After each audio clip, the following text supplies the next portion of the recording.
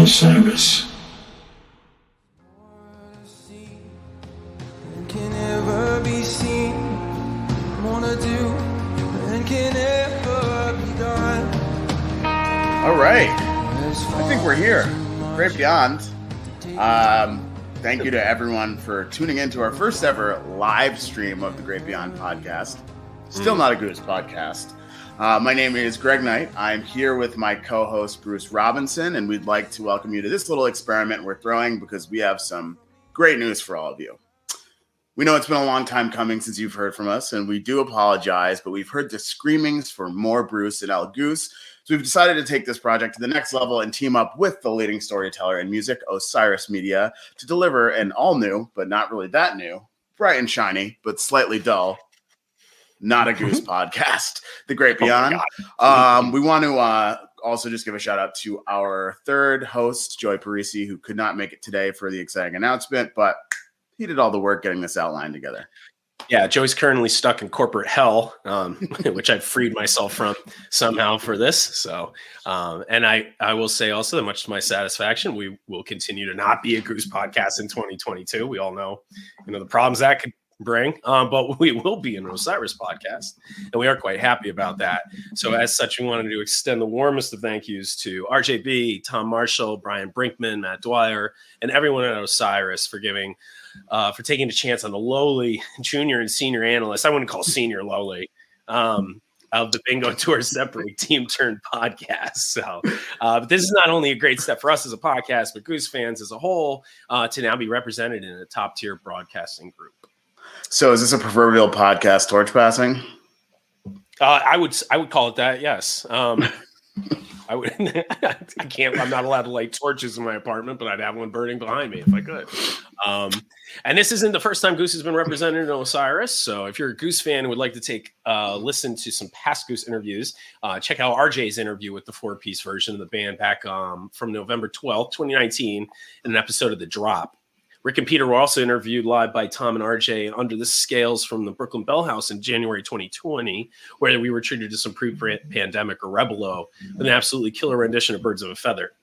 Don't sell that Brian and Robert short. That Brian and Robert slap. No, that was awesome too. I mean, that whole experience was quite cool to see in Brooklyn that night. So yeah, great pre-pandemic Rebelo show for sure. Those were the days. The Helping Friendly podcast also interviewed Ben in December 2020 for episode 188. So check out all those episodes, but none more important than the future episodes of this podcast that we'll bring to you every other Wednesday, ideally, along with some next day analysis of shows from not only us, but a wide variety of guest hosts to take over when events like weddings and birthdays get in the way of our dedication to this podcast. So yeah, shout out to some people in the chat. I think we have some potential hosts. Would love to see Gamby and the Gong Gang, as well as Ryan Storm, and maybe Jacob. Gong Gang for life. Gong Gang for life. Yeah. But enough about us. I want to hear in the chat just some episode topics to host on this podcast as we move forward, since Bruce is quickly running out of ideas. I never had any to begin with. My idea was to utilize Joey to come up with ideas, and now we have Osiris helping us come up with ideas. So I can be literally just have a void in my head, and we're good to go. But yeah, any ideas that the fans might have, we're also interested in. So got a blank space where his mind should be. Hello, Fish fans. So let's quote that band in here. Right? Haven't heard of them. So let's dig into Borne. Let's dig into Borne, the new single out on all streaming platforms. Check it out. Certainly moving in a bit of an indie groove direction, wouldn't you say? Yeah, as far as I know of Indie Groove, yes, and I don't know if they're the only ones, but so yeah, I mean, part of that, and I have a lot of notes. We had some stimulating conversation on absolutely titillating conversation today. Yeah, one of our fans, Darren, threw up a thread just asking for opinions on Borne, and a lot of people had opinions, and it was actually a pretty good. People were. Trying to be respectful and offering their honest takes, and got a lot out of that. Expert analysis. I wouldn't go that far. No, I'm just kidding. Sure. But one of the things that led me to that was that, that indie style has been something I think a lot of us that have been around the band for a while have kind of always noticed or heard in a lot of their music. And even though their shows tend to be, they always had this really party vibe and fun, upbeat kind of atmosphere to them, their music has really always had these hints of indie rock in there. And that's why when they did write up that original description, indie groove, it wasn't surprising. And, to me, some of this direction isn't really something that is all that surprising. They just have access to things now that they didn't. They have time to spend in the studio that they didn't. They have more studio experience that they didn't used to. So I think this is just more along the lines of what Rick and the band have wanted to craft for themselves for a while. Absolutely. Absolutely. I mean, and I think literally if you listen to any band, sound certainly evolves and moves in a bunch of different directions. As Bruce mentioned, the indie influence has been something that has certainly been heavy in Rick and Peter's songwriting for years and years. But yeah, I want to kind of dig into some of the details around Borne, since a lot of people have been asking. This song was done with a brand new producer, someone that they've never worked with before. Shenanigans Nightclub and Moon Cabin were both engineered and heavily produced by Kenny Cash at Factory Underground in Norwalk, Connecticut. Shout out to Kenny.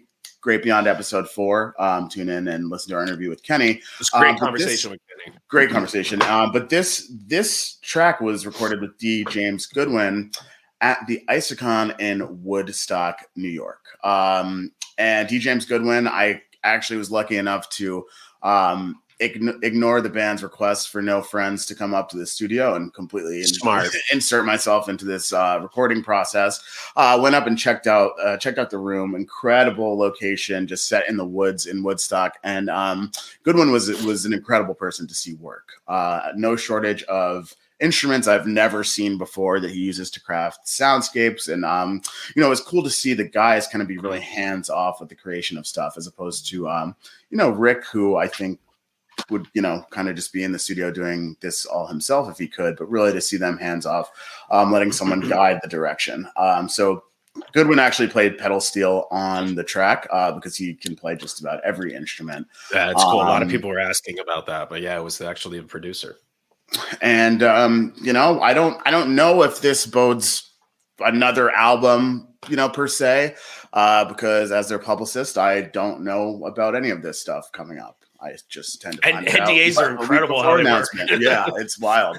But yeah, I really, I think one of the things that people pointed out is that it certainly sounded like the end of the song had that classic Goose going to try to transition into a next song, or maybe be a jam vehicle or whatnot. So really interested to see kind of where this song will end up living in the catalog, and if it's one that will be reserved for breaking out the acoustics live, or how it'll kind of sound in the electric setting.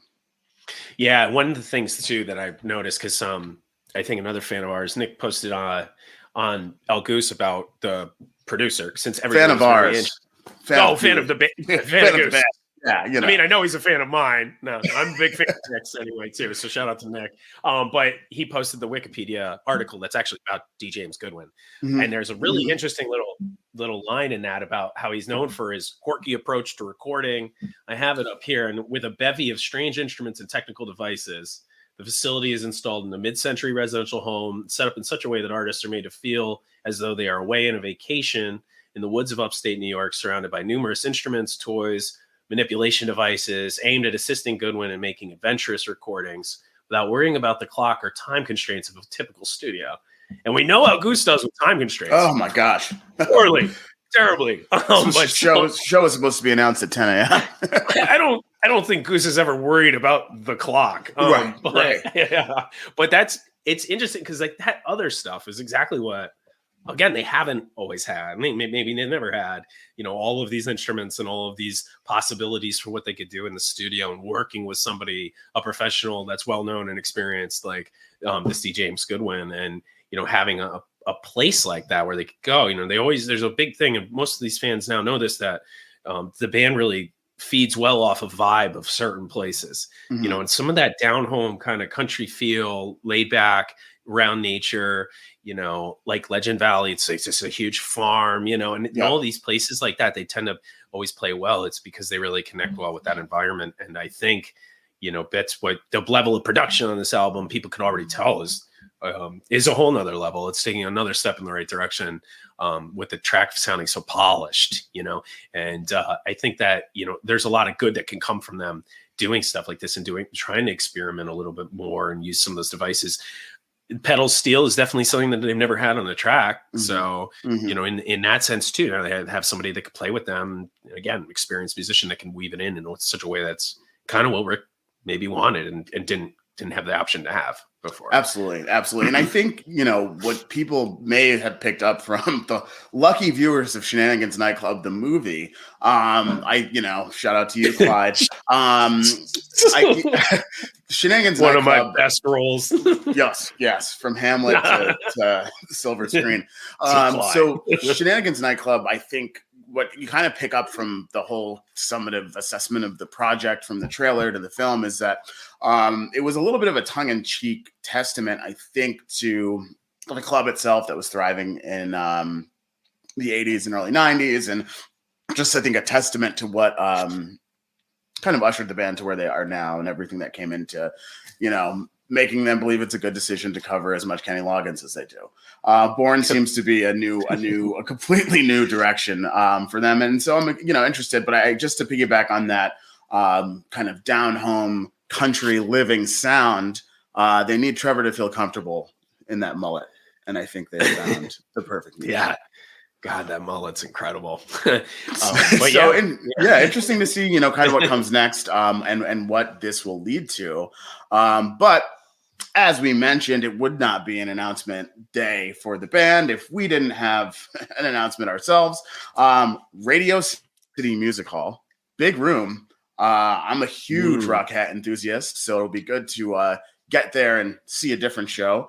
I did actually get there this year to see Trey's hybrid tab band perform. Was fun little. Oh, right. Yeah, when they were fighting some COVID issues too. Yeah. I was actually sitting right in front of the sign language interpreter during Jabu. Nice. So I'm like, how are they going to sign Jabu? Is it even a word? But they killed it. I believed it. I don't speak sign language. Sounds right. But yeah, I can't wait to see confused tourists wading through a sea of balloons after the show. Should be interesting to see. I'm excited for that, actually. Sorry. And one kind of important, not even important, but I guess maybe these live shows will just be me giving fun facts that I know. Radio City and Rockefeller Center are owned by the same people. Same kind of conglomerate involved with the whole thing. So I think perhaps there's some connection there to how the show has happened. Bruce, you seen any cool show at Radio Cities? No, I've never even Radio City. Never been there for a show, and my entire life, I wanted to go see the Rockettes for obvious reasons, but I could never go. So, I'm more interested in hearing how the Rockettes were from you, because it's always been a dream of mine. But anyway, I've never been, so I'm definitely really excited about this announcement. I will definitely be getting down there for Goose to see them play, and hopefully more shows come out of that too in the future, and maybe they get multiple nights at some point. So yeah, I'm really, really excited for it. I am supposed to be on a bike trip through Yellowstone the following day. I'm supposed to be in Montana the next morning. So wish me luck, as well as my in-laws. Bruce, you want to be in great biking shape? I'm going to be in excellent biking shape for sure. I need an e-bike for this. So why don't we do a giveaway? Let's do a ticket giveaway. Is it giving it to me, or it's giving it? No, absolutely. You were buying your tickets. But since we're so good at doing giveaways for our fans, I am going to pose my favorite trivia question.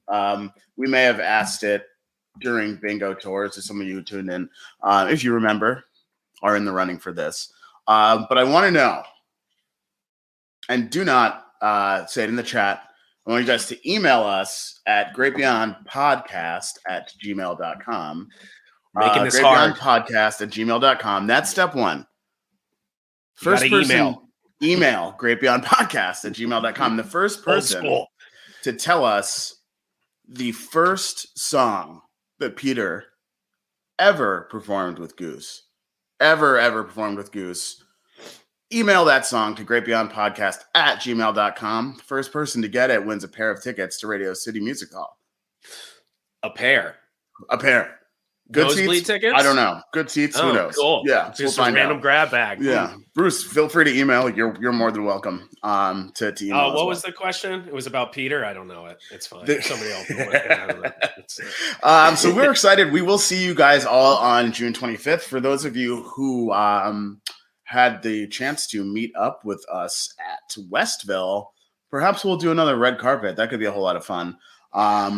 That was a ton of fun. You remember we had a video from that with all the interviews? Yeah. So shout out to Sam Shovlin. We'll get that out by the 1-year anniversary of Westville. Tune in to see yourselves. All right. So we're already getting some answers in. You guys are way better at email than we are.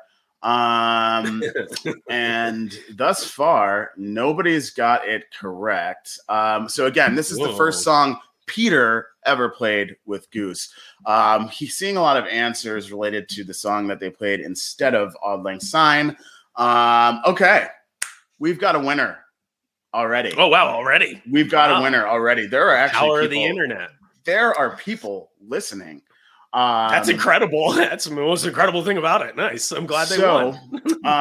Our winner is. And Jeff, sorry if I butcher this. Jeff Pachenik. Jeff, he got it right. Jeff. Peter's first song with Goose was actually Arcadia. Oh wow. Peter played Arcadia with Goose in November of 2017. Goose was on tour. They were in North Carolina, and Trevor had to use the bathroom during the last song of their set. Peter happened to be there because his band Great Blue was opening, and Trevor passed off his bass to Peter, and Peter played bass during the end of Arcadia. Nice. Trevor had to go pretty bad. But for those of you who answered Circle of Life was actually the first song Goose ever played, surprisingly. I was so drunk that show I would not remember. Yeah, it was a good so that show. was the first song they ever played. Ever.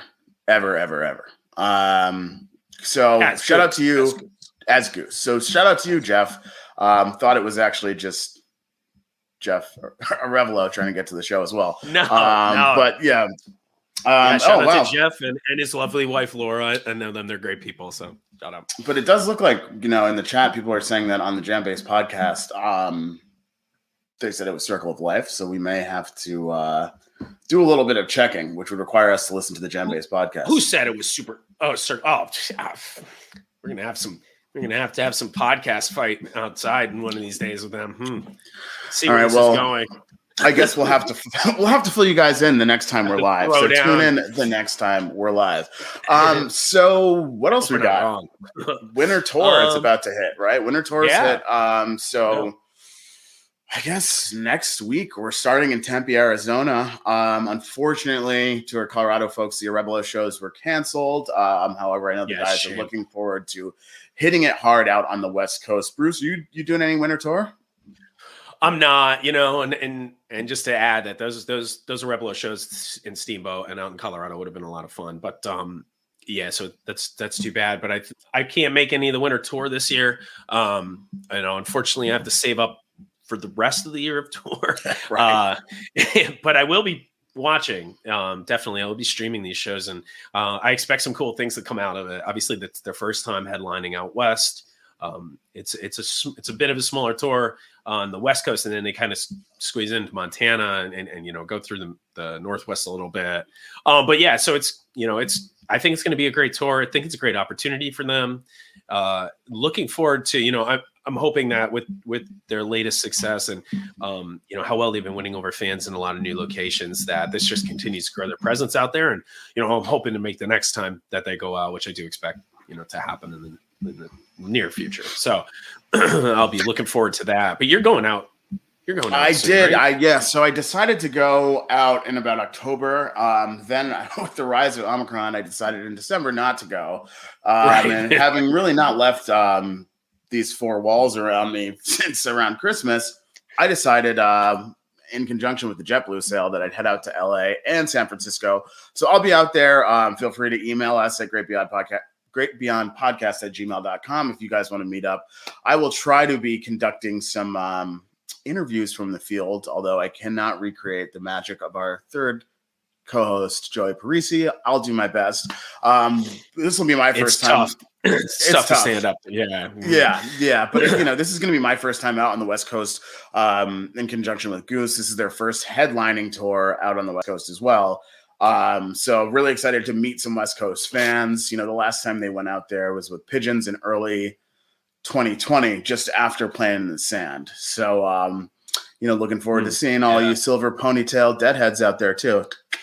Should be a lot of special ones lined up. Should be a whole lot of fun. But I'll never know the joy of having a very silver ponytail. I could try. Maybe one strand would grow and it would be pretty heady, but I don't know. We'll see. We can all dream. But I think let's wrap it up now, because basically everyone tuning in is going to see a whole lot of us this spring. So let's not exhaust the masses now. And I guess we'll listen back to some early shows and make sure we got the trivia question right. Can't wait to see how wrong we are. I hope it's not us. It's never us. So be on the lookout for the release of our first all-new episode coming out Wednesday, January 26th, and then every other Wednesday after that. We want to thank every single one of you who tuned into our original episodes, because obviously it got us here, and we are looking forward to providing as much content as we possibly can to all of you who care to listen. We may or may not find episode 2 and release it. We're not going to find it. FYI, it's gone. Still lost. It's still lost. Absolutely. So as always, shout out to our producer, Robbie Chemical, and our manager, now known as Kathleen Knight, who remain with us through this transition, though we haven't had any mimosas today. Bruce, you want to close it out? Be sure to catch a ride with us next time down the pathway to the Great Beyond. The Great Beyond. Thank you, everybody.